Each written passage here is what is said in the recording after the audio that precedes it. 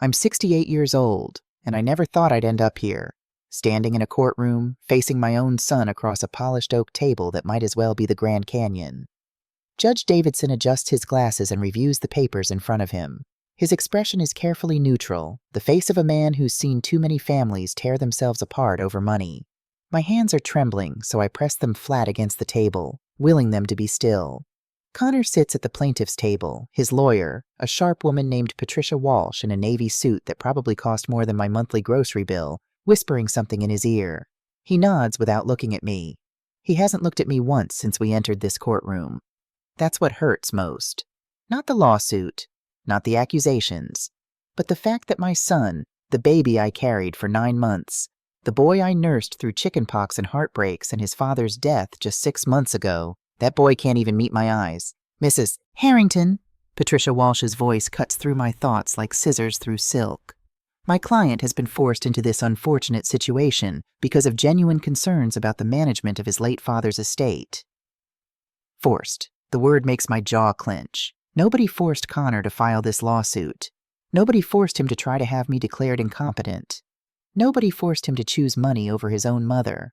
But I know who whispered in his ear. I know whose manicured nails are digging into my son's back, pushing him toward this. Your Honor, Patricia continues, her voice dripping with practiced sympathy. Connor Harrington has watched his mother make questionable financial decisions since his father's death. Large charitable donations, rejection of lucrative business offers, and most concerning, a complete refusal to consult with her only son, the natural heir, about any major decisions regarding the family company. I want to stand up and shout that it's all lies, that I've been running Harrington Transport alongside my husband for 40 years, that those questionable donations were to cancer research in Philip's name, exactly as he would have wanted, that the lucrative offers came from corporate raiders who would have gutted the company and fired all 50 families who depend on those paychecks. But my lawyer, Howard Bennett, Philip's friend for 30 years, puts a gentle hand on my arm. Not yet, he murmurs. Let them finish hanging themselves. Connor finally glances my way, just for a second. In that brief moment, I search his face for the boy I raised. The toddler who used to bring me dandelions from the yard, convinced they were the most beautiful flowers in the world. The teenager who cried in my arms when his first girlfriend broke his heart.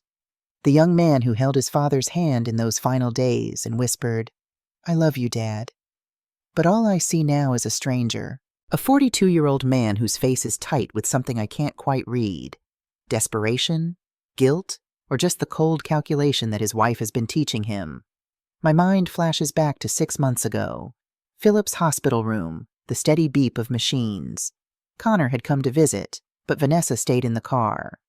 She's not good with hospitals, Connor had explained, not meeting his dying father's eyes. Philip had just squeezed my hand tighter and whispered, "Daphne, remember what we talked about. Trust the plan." I hadn't understood then.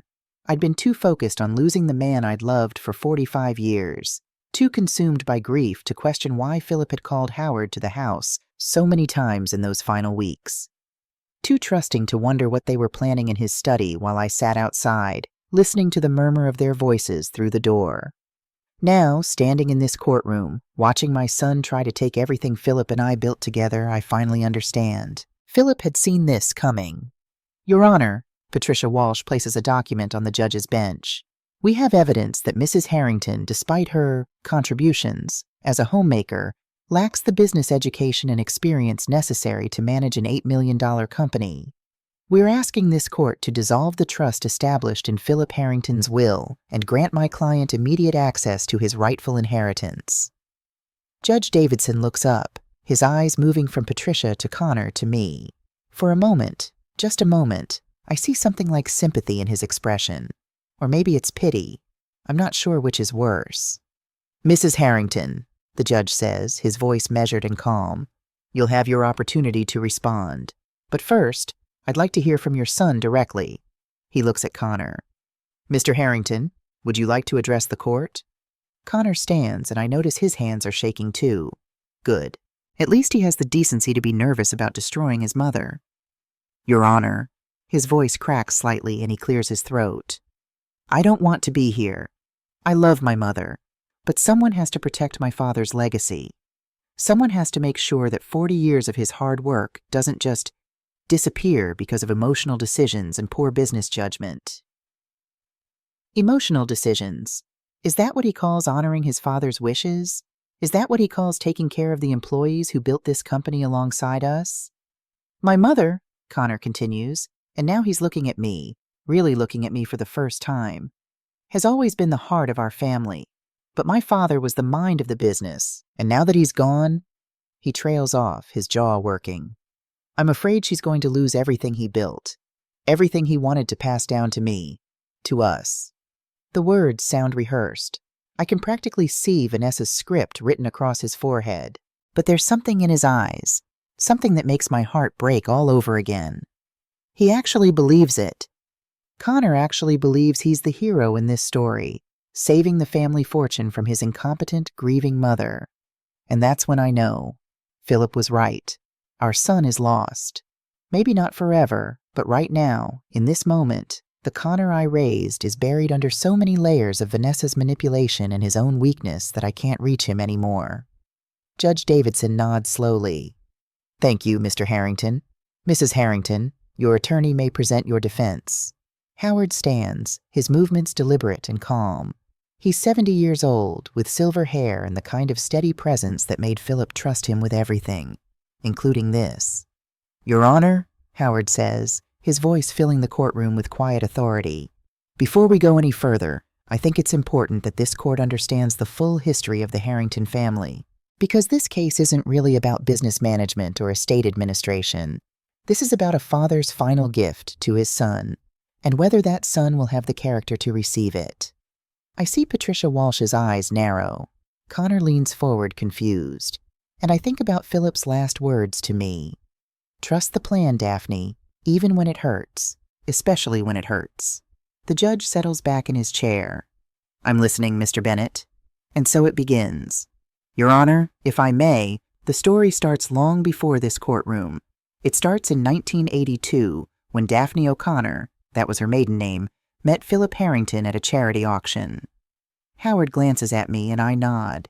He's going to tell our story, not the sanitized version Connor thinks he knows, but the real one, the one that matters. Daphne was 26, Howard continues, a second-grade teacher from an Irish immigrant family. Philip was also 26, the son of a mechanic, who'd just taken out a loan to buy 2 used delivery trucks. He had a dream and no money. She had a teaching degree and a fierce independent streak. Neither of them came from wealth. Neither of them expected wealth. I close my eyes and I'm there again. The Knights of Columbus Hall, decorated with streamers that had seen better days.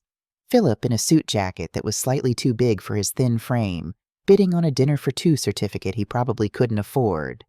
I'd thought he was bidding for someone else, some girlfriend waiting at home. But after he won, he'd walked right up to me and said, I don't know anyone in this town yet. Would you do me the honor of helping me use this before it expires? I should have said no.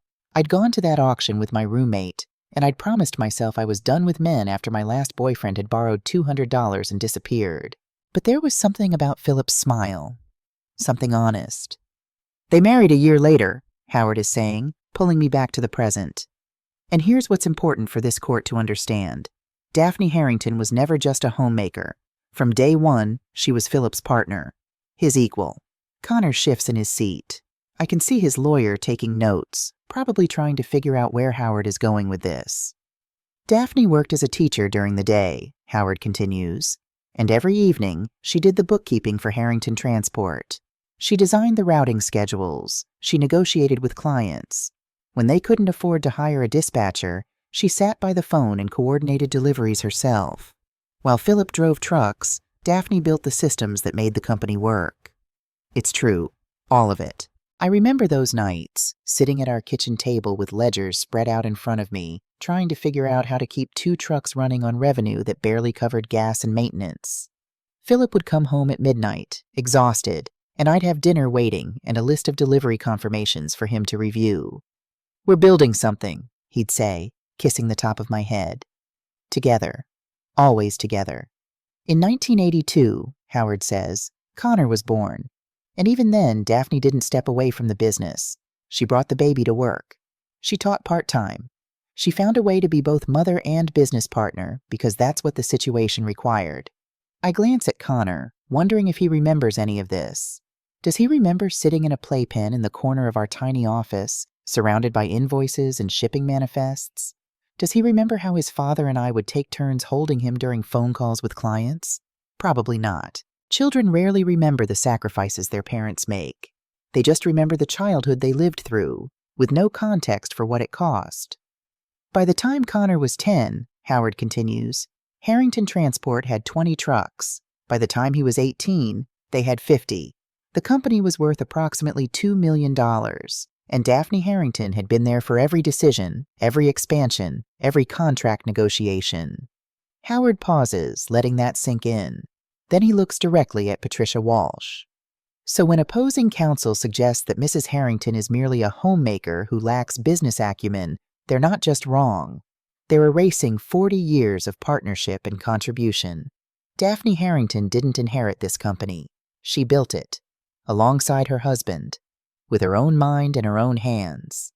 I see Connor's face change, just slightly, like maybe for the first time, he's actually thinking about what his parents' life was like before he could remember, before he assumed that everything they had was just there. Judge Davidson leans forward. Mr. Bennett, I appreciate the history lesson, but how does this relate to the current dispute over the trust? Your Honor, it relates to everything, because you need to understand. Philip Harrington didn't leave his estate to his wife because she was his widow. He left it to her because she was his partner, the person who understood the business as well as he did, the person he trusted most in the world. Howard opens his briefcase and pulls out a folder. I have here financial statements from the past 6 months, the period since Philip's death, when Mrs. Harrington has had full control of the company. He hands copies to the judge and to Patricia Walsh. I watch Connor lean over to look at his lawyer's copy, his brow furrowed. As you can see, Howard continues, under Mrs. Harrington's management, the company's revenue has increased by 22%. She's secured 3 major new contracts, including one with Morrison Logistics, which had been pursuing Harrington Transport for 5 years. She's improved driver retention by 15% by increasing benefits and safety equipment, and she's maintained a zero-debt balance while setting aside reserves for equipment upgrades. Judge Davidson studies the documents, his eyebrows rising slightly. For someone supposedly incompetent, Howard says, his voice dry, Mrs. Harrington seems to be doing better than her late husband did in his final years, and I say that with all respect to Philip's memory. I feel a small smile tug at my lips despite everything. Philip would have laughed at that. He used to joke that I was the brains and he was the charm, and together we made one decent business person. Connor is staring at the financial statements like they're written in a foreign language. I can see the confusion on his face. This doesn't match what Vanessa told him. This doesn't match the narrative of the helpless widow making emotional decisions. But Your Honor, Patricia Walsh stands abruptly, the concern isn't just about short-term financial performance, it's about long-term strategy. Mrs. Harrington has rejected multiple offers to sell the company, offers that would have netted over $12 million. Because they came from corporate raiders, I say before I can stop myself, because they would have gutted the company and fired everyone who's worked for us for decades. Judge Davidson holds up a hand. Mrs. Harrington, please, you'll have your chance to testify. I bite my tongue and nod. But Howard picks up the thread smoothly. Your Honor, the offers in question came from companies known for acquisition and liquidation strategies. Mrs. Harrington refused them for the same reason Philip would have, because Harrington Transport isn't just a balance sheet. It's 50 families who depend on steady paychecks. It's relationships with clients built over decades. It's a reputation for reliability that can't be replicated by whoever buys the trucks and the name. He pauses, then adds quietly, and because Philip Harrington spent 40 years building something that mattered, something that lasted. His widow is honoring that, not squandering it. I see something shift in Judge Davidson's expression. He's starting to understand. This isn't about business judgment. This is about what you value, what you protect, what you're willing to sacrifice short-term profit to preserve. Connor is gripping the edge of the table now, his knuckles white. I wonder what he's thinking. If he's starting to question the story Vanessa has been feeding him. If he's remembering the father who always said, Money is a tool, son, not the goal. Or if he's just doing the math, calculating how much $12 million would solve all his problems. Howard closes the folder with the financial statements. Your Honor, to understand how we arrived at this courtroom today, we need to talk about 2018, the year Connor got married. Connor stiffens in his seat. Next to him, a woman I haven't acknowledged until now shifts uncomfortably. Vanessa Sterling Harrington, my daughter-in-law. 36 years old, with honey blonde hair styled in careful waves and a cream-colored suit that whispers expensive. She's beautiful in that carefully maintained way. Regular salon visits, personal trainer, the kind of beauty that requires constant investment. She's also the reason my son is trying to take everything from me. Connor met Vanessa at a business conference in Chicago, Howard says. She was working as an investment analyst for Bradford & Associates. By all accounts, she was competent at her job, smart, ambitious, and very interested in Connor's family business. I remember the first time Connor brought her home. It was a Sunday dinner, and Philip had made his famous pot roast. Vanessa had arrived in 4-inch heels and a dress better suited for a cocktail party than a family meal. Mrs. Harrington, she'd said, shaking my hand with a grip that was just a touch too firm. Connor has told me so much about you. And this house? What year was it built? Not it's beautiful, not what a lovely home, but what year? Like she was already calculating property values. Philip had caught my eye across the table and raised one eyebrow, our private signal for we'll talk about this later. They married 6 months after they met, Howard continues, and almost immediately, things began to change in the Harrington family dynamic. Objection, Patricia Walsh says sharply. Where is counsel going with this character assassination? My client's marriage is not on trial here. Your Honor, Howard replies calmly, I'm establishing a pattern of behavior that directly led to this lawsuit. I'm showing why Philip Harrington made the choices he did in his will, and I'm demonstrating that this case is not, as opposing counsel claims, about an incompetent widow. It's about something else entirely. Judge Davidson considers this. I'll allow it, but get to the point, Mr. Bennett. Howard nods. After the marriage, Connor's visits to his parents decreased significantly, from weekly to monthly to occasional. When he did visit, Vanessa would accompany him, and she had a habit of asking very specific questions about the business. Valuation, succession planning, asset distribution. I remember those conversations. How Vanessa would casually mention estate planning articles she'd read, or wealth management strategies she'd encountered in her work. How she'd suggest that Philip should think about Connor's future and make sure everything was structured properly. At first, I'd thought she was just being professional, using her financial background to help. But Philip had been less charitable. She's counting chickens that haven't hatched yet, he'd said one night after they left. And some of those chickens are still eggs. I'd laughed, but he hadn't. Daphne, I'm serious. Watch Connor around her. Watch how he changes. And I had watched. I'd seen my confident, independent son gradually become smaller, more uncertain, always checking Vanessa's reaction before expressing an opinion, always deferring to her on financial matters, even simple ones. In 2020, Howard says, Philip discovered something troubling. Connor had been taking unauthorized loans from the company. Small amounts at first, $5,000 here, $3,000 there, all marked as advances on future inheritance, all approved by Connor without consulting his parents. Connor's face goes red. Vanessa sits very still, her expression frozen. Philip paid the money back into the company himself, Howard continues, and never told Daphne. He didn't want to worry her, but he started keeping detailed records, and he started asking questions. Howard pulls out another document. This is a credit report for Connor Harrington from January 2023, 3 months before Philip's cancer diagnosis. It shows approximately $40,000 in credit card debt, split across 6 cards, all of them maxed out. I feel like I've been punched in the stomach. $40,000? When did that happen? How did I not know? Your Honor, Patricia Walsh is on her feet. This is a gross invasion of my client's privacy.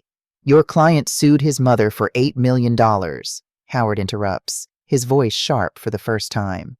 His financial situation is absolutely relevant. I'll allow it, Judge Davidson says. Continue, Mr. Bennett. But Howard doesn't continue, not yet.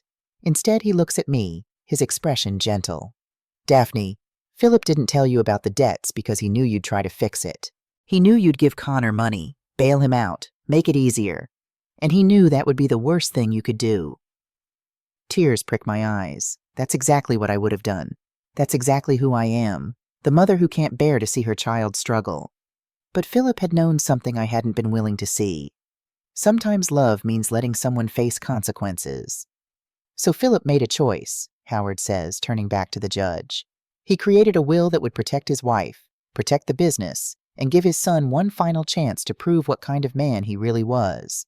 Howard walks to the center of the courtroom, commanding everyone's attention. Your Honor, Philip Harrington's will contains conditions that Connor must meet before receiving his inheritance. And one of those conditions is very simple. Demonstrate respect for his mother and appreciation for the sacrifices she made. Howard lets that sink in before adding, by filing this lawsuit, by trying to have his mother declared incompetent, by demanding immediate access to money he hasn't earned, Connor has failed that test spectacularly. Connor is shaking his head, his face pale. No, that's not... Mom, I was just trying to protect Dad's legacy. I wasn't trying to... We'll recess for 30 minutes, Judge Davidson announces, banging his gavel. When we return, I want to hear from Mrs. Harrington directly, and then we'll discuss these conditions in Mr. Harrington's will. As people start to move, I sit perfectly still, because I know what's coming next. The truth. All of it. And after that, nothing will ever be the same. After the recess, I take the stand. My legs feel unsteady, but I make it to the chair without stumbling. The bailiff has me place my hand on the Bible and swear to tell the truth, as if I'd do anything else. Judge Davidson looks at me with something that might be kindness. Mrs. Harrington, I'd like to hear from you directly. Let's start with March 2023. Can you tell us what happened then? March, the month everything changed. Philip had been feeling tired, I begin, my voice quieter than I'd like. He thought it was just aging. He was 68. We both were slowing down, but then he started losing weight, 20 pounds in 6 weeks. I made him go to the doctor. I can still see Philip's face when Dr. Morrison called with the test results. How he'd listened silently, asked 3 calm questions, then hung up and looked at me with eyes that were already saying goodbye. Pancreatic cancer, I continue. Stage 3. The oncologist said 12 to 18 months with treatment. Maybe less. How did Connor react to the news? Judge Davidson asks. I glance at my son. He's staring at the table, his jaw clenched. He was devastated. He came to the hospital right away. He cried.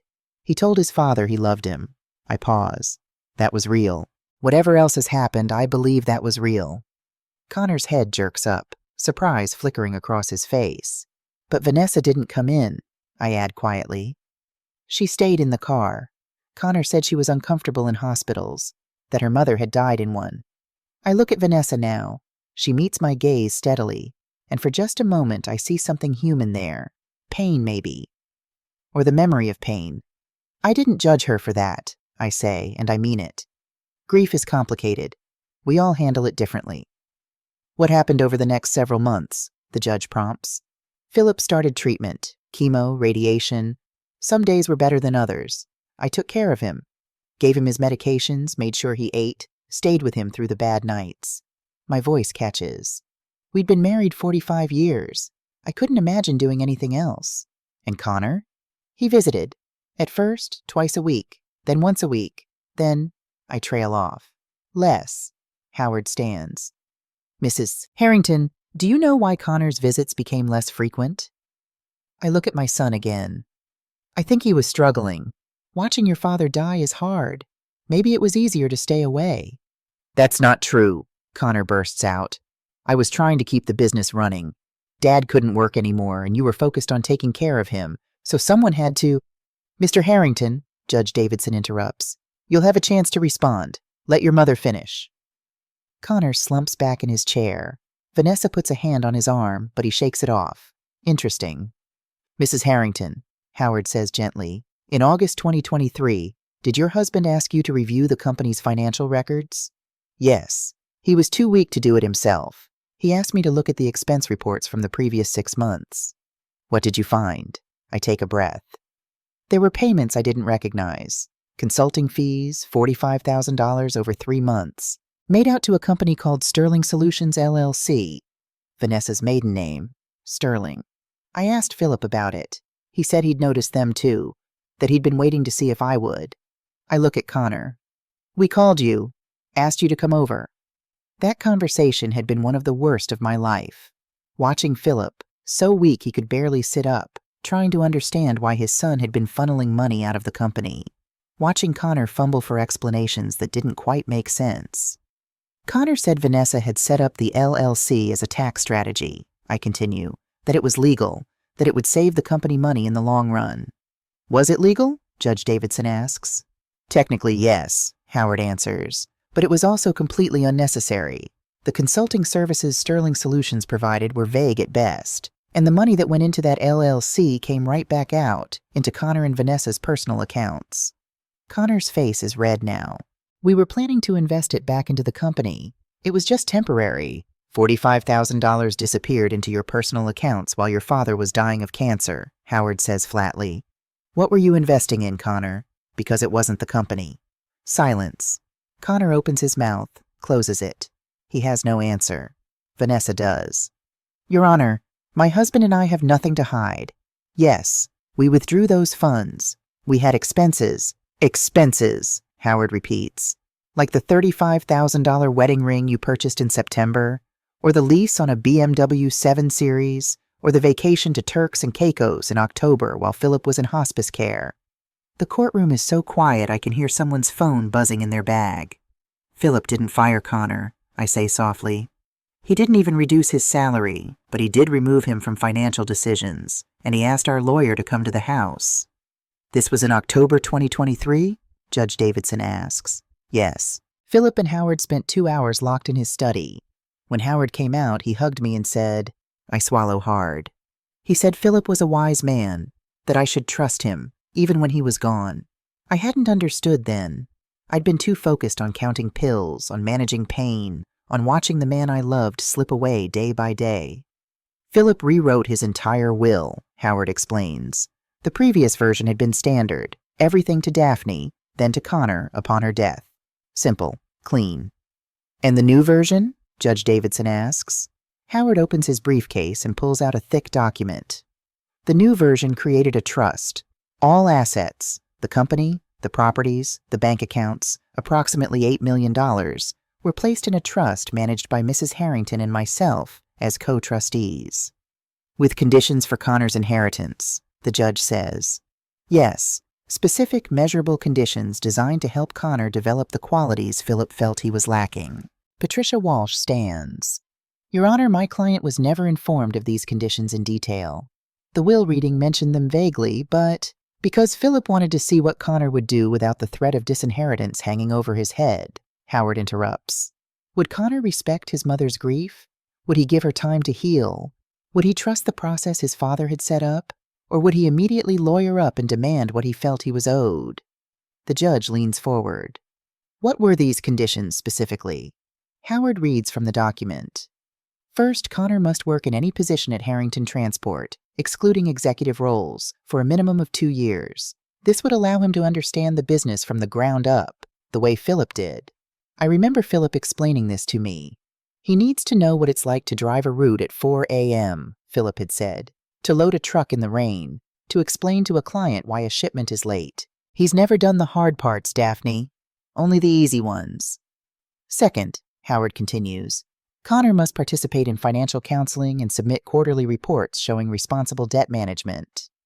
Connor flinches at that, so he knows his father knew about the debts. Third, Connor must maintain a stable, respectful relationship with his mother, monthly dinners, regular communication, not monitored, but, present. I feel tears prick my eyes. Philip had known what I'd need after he was gone. Not Connor's money, not Connor's grand gestures. Just my son, just some time together. And fourth, Connor must donate 10% of his income to charity, any charity he chooses. Philip wanted him to understand that wealth comes with responsibility. These aren't impossible conditions. They're not even particularly hard. They're just character, the kind of character Philip hoped he'd raised Connor to have. And if Connor met these conditions, Judge Davidson asks. After 2 years, he'd receive half the inheritance, approximately $4 million. The other half would come when Daphne passed, along with full ownership of the company. And if he didn't meet them? Then Daphne would have full discretion over the assets. She could give Connor his inheritance anyway, if she felt he'd grown enough to handle it. Or she could redirect the funds to the employees, to charity, wherever she thought Philip would have wanted. It's elegant, really. Philip had given Connor a roadmap to redemption and given me the power to judge whether he'd followed it. But there's one more clause, the one nobody knows about yet. Mrs. Harrington, the judge says, your husband died in December 2023, is that correct? December 28th, at home, in our bed. I have to stop and breathe. I was holding his hand. The courtroom blurs with tears, but I blink them back. I've cried enough. Right now, I need to be strong. His last words to me were, trust the plan, Daphne, even when it hurts. I look at Connor. I didn't know what he meant then. I do now. Was Connor with you when Philip passed? No. He'd visited that morning. Philip was drifting in and out of consciousness. Connor held his hand and said, my voice breaks. He said, I'll make you proud, Dad. I promise. Connor's face crumples. For a moment, he looks like the little boy who used to crawl into our bed during thunderstorms, seeking comfort. Philip died 6 hours later. Connor was on his way back, but he didn't make it in time. I'd called Connor's cell phone 4 times. It kept going to voicemail. Later, I found out he and Vanessa had stopped for dinner. They'd needed to talk, he'd said, about the future, about plans, about money. The funeral was 2 days later, I continue. It was packed. All 50 employees came. The drivers served as pallbearers. Philip would have liked that. And Connor? He was there. He gave a eulogy. He talked about what a great father Philip had been. What a great businessman. I pause. He didn't mention that Philip had been a great husband, or that he'd built the company with a partner. But I suppose that's not surprising. Connor had never really thought of me as anything but Mom. 1 week after the funeral, Howard came to read the will. Connor and Vanessa were there. I remember that day. The formal reading in Howard's office, all of us sitting around a conference table that smelled like lemon polish. Connor had worn a black suit. Vanessa, a charcoal dress that probably cost more than my first car. Howard read the trust provisions, the conditions, everything except... I trail off. Except what, Mrs. Harrington? Judge Davidson prompts. Except the lawsuit clause. Patricia Walsh's head snaps up. What lawsuit clause? Howard turns to face the courtroom. Philip included one additional provision, one he hoped would never be necessary, one he prayed Connor wouldn't trigger. He pauses, and in that pause, I can feel the entire room holding its breath. The clause states that if Connor challenges the will in court or attempts to remove Daphne as trustee through legal action, he forfeits all inheritance rights permanently and irrevocably. The silence is deafening. Connor is shaking his head. No, that's not... Why wasn't that in the will reading? It was, Howard says calmly. You just didn't pay attention. You heard conditions and you heard trust and you stopped listening. Because you'd already decided, hadn't you? You and Vanessa. You'd already decided that your mother was standing between you and $8 million. That's not true, Connor's voice cracks. I was trying to protect Dad's legacy. Your father's legacy is sitting right there, Howard points at me.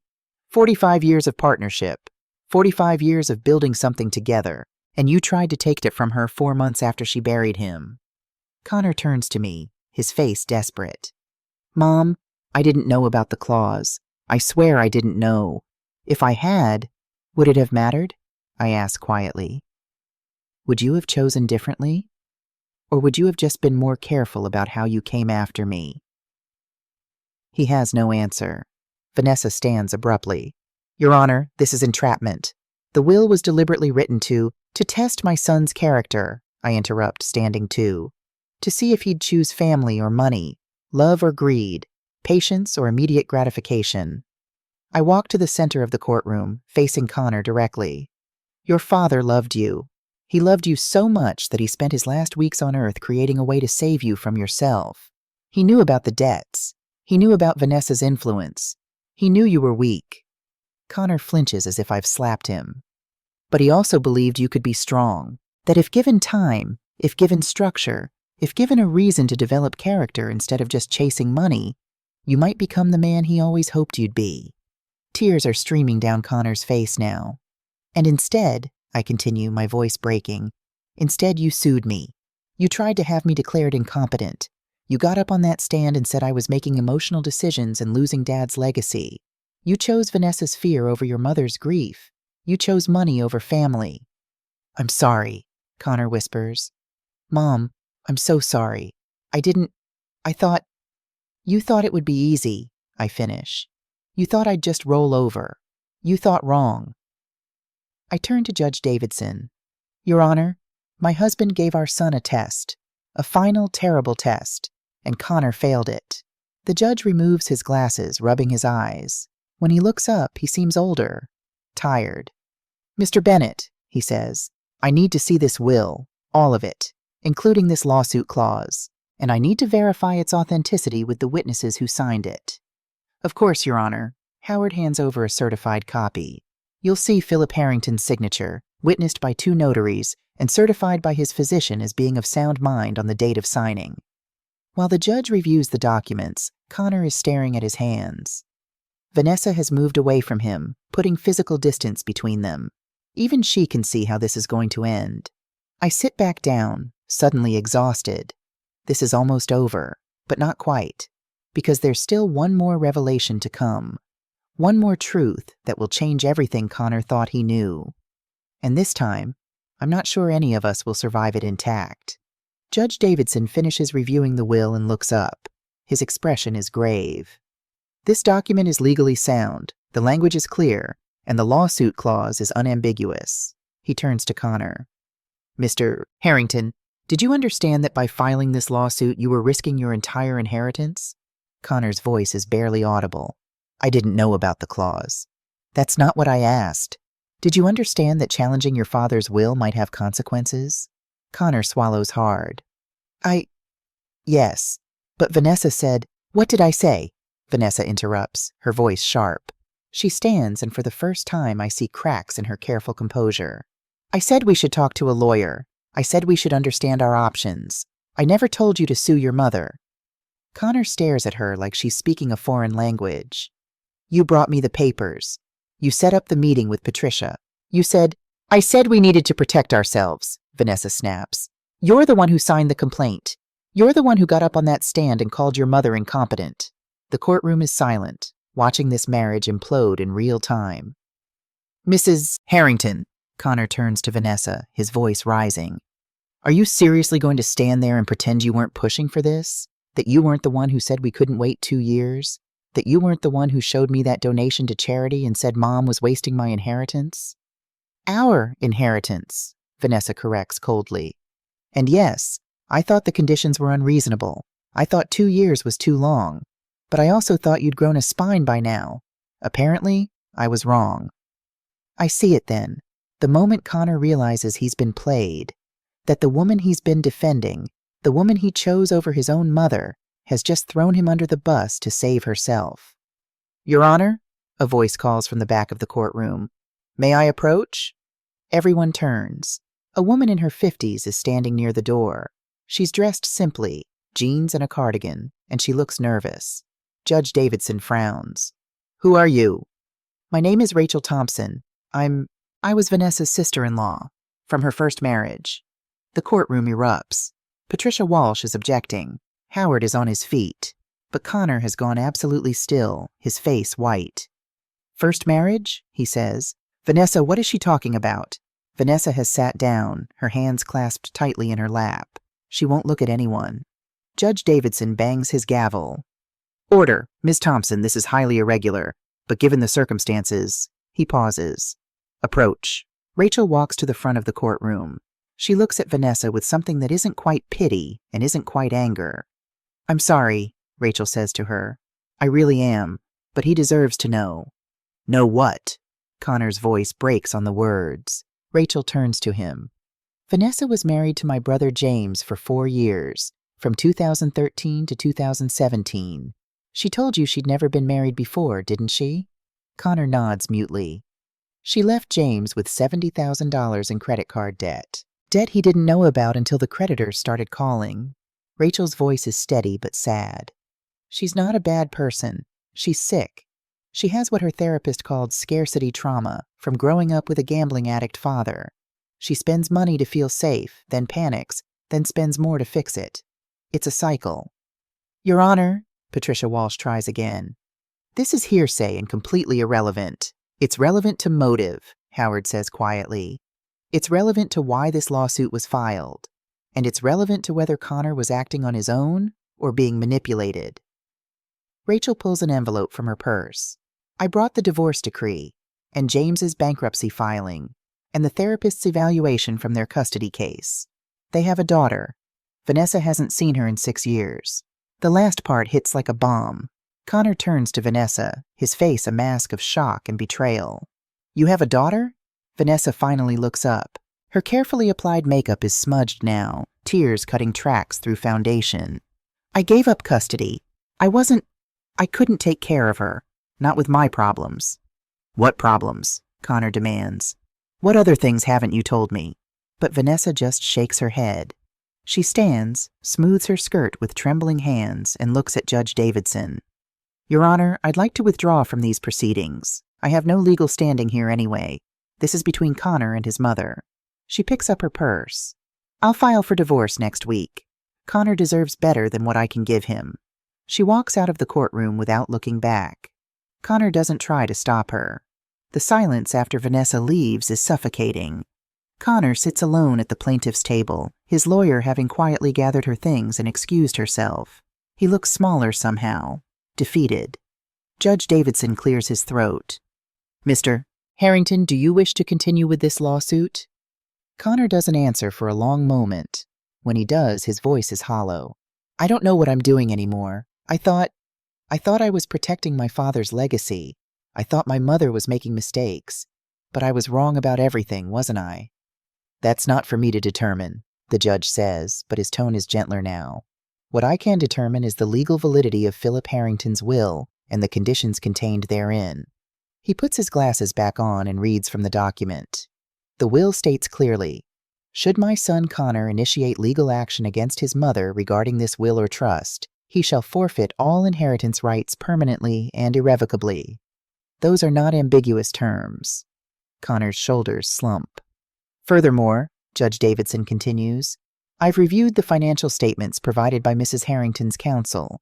The company is thriving under her management.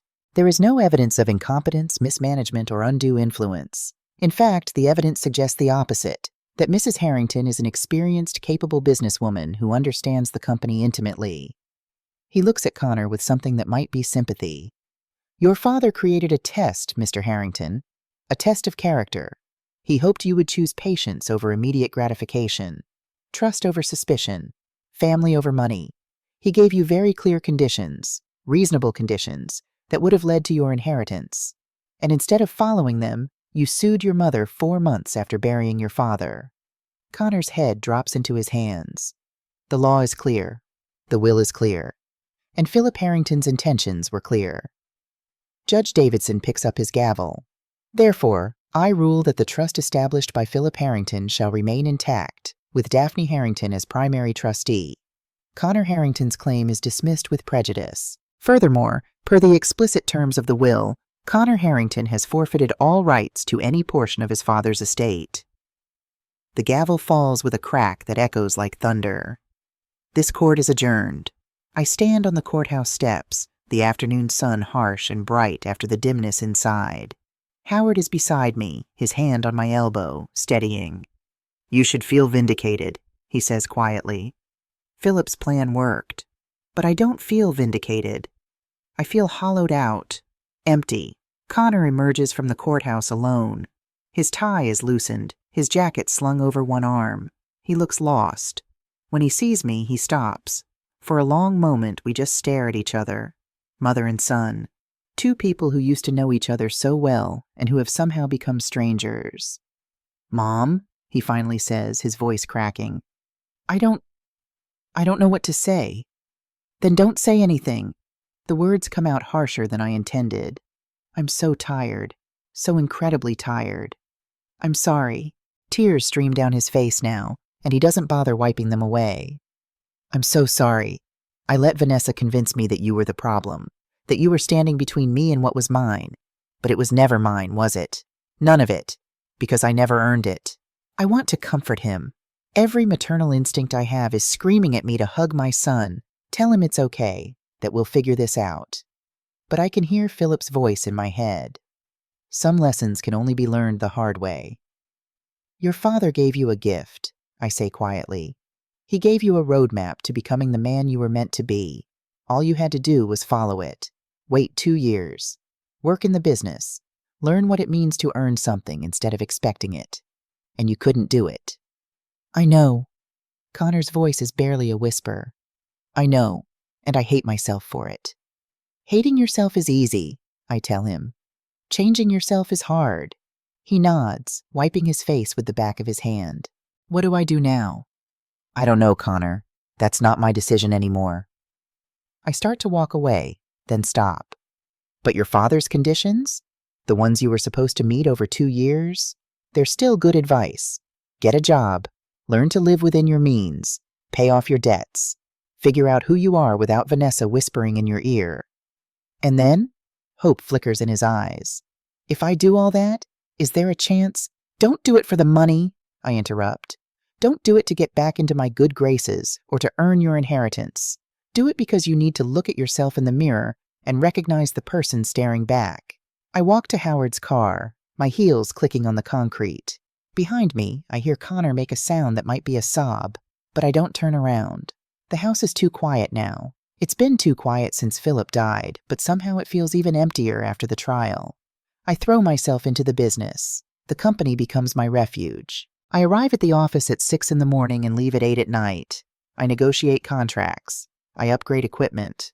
I implement the safety protocols Philip and I had discussed but never had time to execute. The employees respond.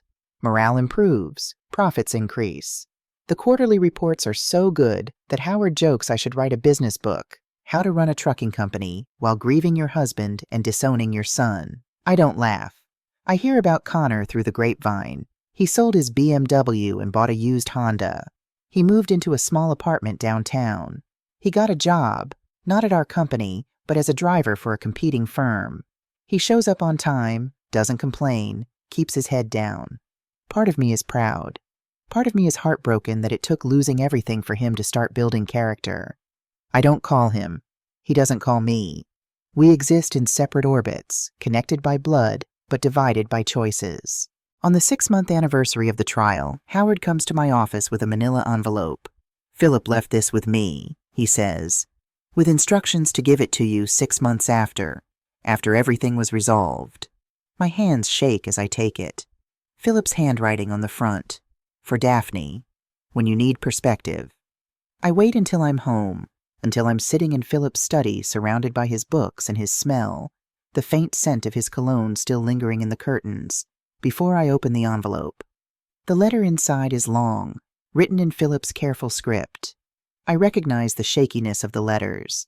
He wrote this near the end when his hands barely worked.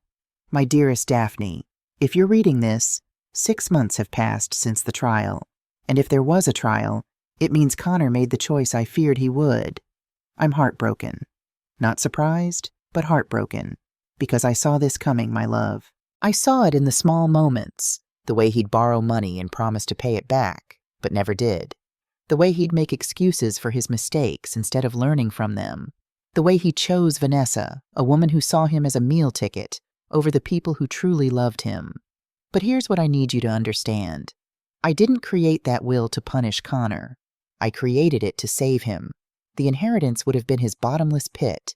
He would have spent it within 5 years, probably less, with Vanessa's help. And then he'd have nothing. No money, no character, no resilience. He'd be 50 years old with no idea how to stand on his own feet. By taking away the safety net when he chose greed over family, I forced him to build something he's never had to build before. Himself. I have to stop reading. Tears are blurring the words. I wipe my eyes and continue. Daphne, you're wondering if you should forgive him, if you should help him, if there's a way to fix this and be a family again. My answer is, wait. Watch him. See if he changes. Not because he thinks it'll get him back in your good graces, but because he genuinely becomes a better man. You'll know the difference. You've always been better at seeing into people's hearts than I was. If Connor truly transforms, if he learns to work hard, live honestly, take responsibility for his choices, then the trust allows you to restore his inheritance. You have that power. I gave it to you deliberately. But if he never changes, if he stays bitter and entitled, then give it all to the employees. They built this company alongside us. They deserve it more than a son who couldn't appreciate what he had. My hands are shaking so hard I can barely hold the paper. The money was never the point, my love. The man Connor becomes is the point. I know you're in pain right now. I know you feel like you've lost both your husband and your son, but you haven't lost Connor. He's just lost himself, and he needs to find his way back on his own. Trust the plan. Trust him to either rise or fall by his own choices. And trust yourself to know the difference. I love you beyond death, Philip P.S. There's a separate account Howard knows about. $2 million that Connor never knew existed. It's for you. Travel. Live. Take that trip to Ireland you always talked about. You've earned it. I fold the letter carefully and hold it to my chest. Outside, the sun is setting, painting the sky in shades of orange and pink, Philip's favorite colors. I miss you, I whisper to the empty room. I miss you so much.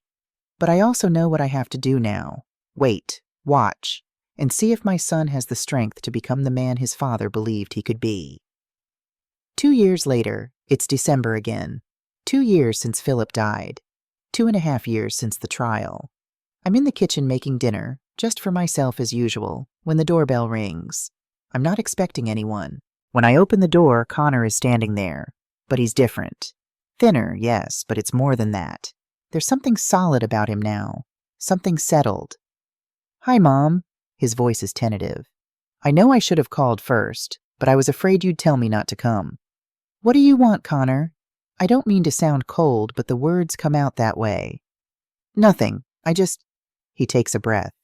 I wanted to tell you something. I paid off all my debts, every penny. It took 2 years, but they're gone. I study him. His coat is worn but clean. His boots are scuffed work boots, the kind the drivers wear. I'm still driving trucks, he continues, for Morrison Logistics. They promoted me to route supervisor last month. It's not glamorous, but it's honest work, and I'm good at it. That's good, I say carefully. He reaches into his pocket and pulls out a small booklet. I've been going to meetings for gambling addiction. I didn't think I had a problem, but I did. The therapist says I was addicted to the big win, to shortcuts, to finding the easy way instead of the right way. He hands me the booklet. It's a 12-month sobriety chip from Gamblers Anonymous. I'm not here for money, Connor says quickly. I'm not here to ask for forgiveness. I just wanted you to know that I'm trying, that I'm becoming the person Dad wanted me to be, even if it's too late. I look at my son, really look at him, and for the first time in 3 years, I see the boy I raised. The one who used to help Philip wash the trucks on weekends, the one who wanted to make us proud. It's not too late, I hear myself say. Come inside. I'm making pot roast. Connor's eyes widen. Mom, you don't have to... I know, but I'm inviting you anyway. Just dinner. No promises beyond that. He nods, swallowing hard. Just dinner would be really good. As he steps inside, I think about Philip's letter, about how he said I'd know when Connor had truly changed. And I do know. I can see it in the way my son walks now. No swagger, no entitlement, just quiet determination. Over dinner, Connor tells me about his life, about the people he sponsors in GA, about the woman he's dating, Elizabeth, a teacher, someone who has no idea his family was ever wealthy, about the scholarship fund he started with his first big paycheck, helping kids from gambling-addicted families pay for college. I named it after Dad, he says quietly, the Philip Harrington Second Chance Scholarship, because that's what he gave me, a second chance, even if I didn't understand it at the time. After he leaves, I call Howard. I want to make Connor a beneficiary again, I tell him. Not the full inheritance, not yet, but monthly payments, enough to be comfortable if he maintains this trajectory. And the full inheritance? When I die, but only if he stays on this path. If he backslides, it all goes to the employees. I pause. And Howard? Don't tell him. Let him keep building his life without expectations. Let him be surprised when he finds out. Philip would approve, Howard says. That night, I dream of Philip. We're young again, sitting in that old pickup truck, planning our future. In the dream, he takes my hand and says, "We did good, Daphne. Our boy found his way." When I wake up, I'm crying. But for the first time in 3 years, they're not tears of grief. They're tears of hope.